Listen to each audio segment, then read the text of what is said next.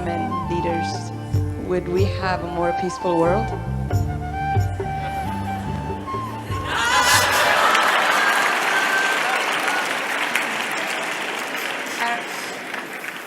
I actually think that right now women have a big responsibility to lead a lot of the transformation that's happening around how we define success, how do we define work, because basically the world as it is now has been designed by men and it's not working.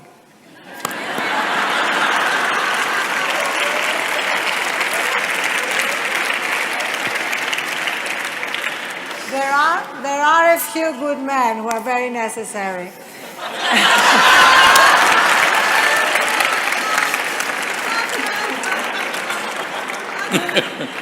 But if you think of it, we had the first women's revolution, which was women getting the vote. The second women's revolution, which was led by Betty Friedan in the States and Gloria Steinem, which is basically having access to every job at equal pay, every position at the top of every field. And now I think there is the third women's revolution, which is redefining what success and work are. So instead of simply saying, I want to be at the top with you where you are, just saying, is this really the best way to run a business?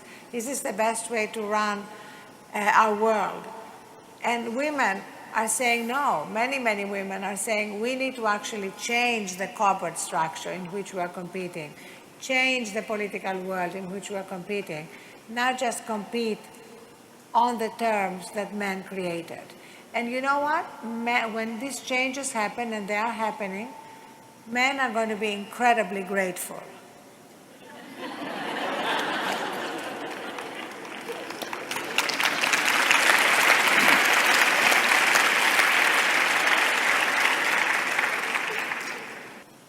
In the making of life, in the very nature in which we are, there is something called as masculine and feminine.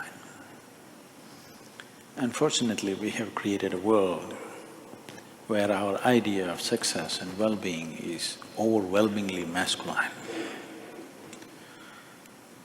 You must understand, I'm not talking about male and female, I'm talking about masculine and feminine. A man is capable of being as feminine as he wishes to be in terms of his thought, in terms of his emotion, when he wishes to be. Similarly, a woman is as capable as a man to be as masculine as she wishes when the situation demands or when such actions are needed.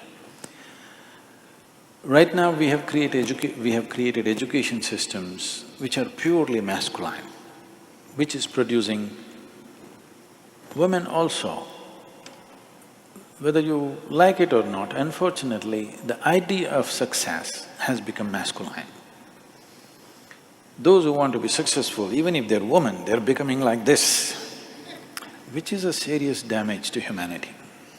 If you take away the feminine from the world, everything that's gentle, everything that's beautiful, everything that's aesthetic, everything that is the subtler aspect of life will disappear, and only providing and survival aspect of life will exist. Right now, there is a serious concern about this.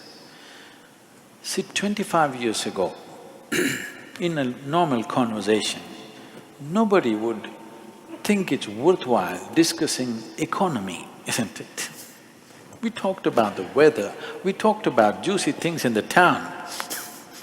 We never talked about the economy. Today in every conversation, everybody is talking about the economy. Economy means livelihood, economy means providing.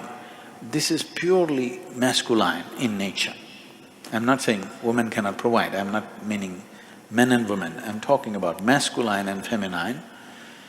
If you make the society so overwhelmingly masculine, you will obliterate the feminine.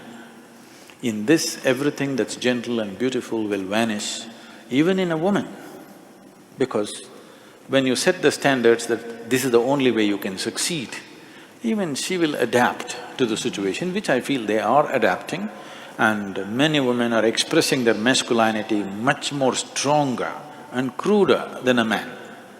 It is happening. This is distressing because if I'm allowed to share something from my life, you know, those days when we were growing up, my father is a physician, he is the provider. My mother never earned a rupee in her life, but it was never such a thing that if she does not earn, she's something less. No, she was the most valued person. As a child, when I look back and see, with all due respect, when I look back and see in the way my life evolved, I could very easily live without my father, but I cannot imagine my life without my mother. She never earned anything, but that's not the point. Where the money came from didn't make a difference, but how it was done in the home was everything. I must tell you these simple things. She did everything in the house, from stitching to embroidering to cooking to everything, because she wouldn't want anybody else to do it for her husband and children. She wants to do it herself.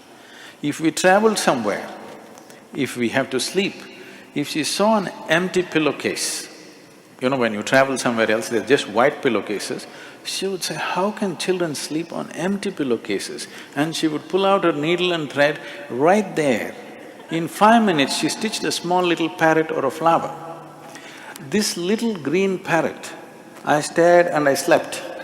It is so deep in my consciousness today, that little green parrot, because that sense of that caring, I think that little green parrot sank so deep into me, and in many ways who I am today is a manifestation of that little green parrot that she stitched on that pillowcase.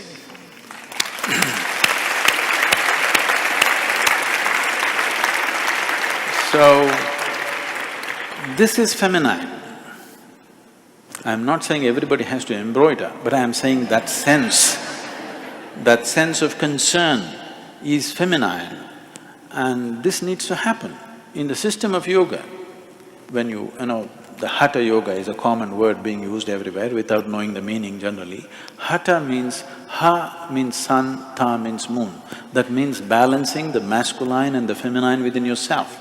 Only when these two things are properly balanced within you, you are a full-fledged human being, otherwise you're a lopsided human being.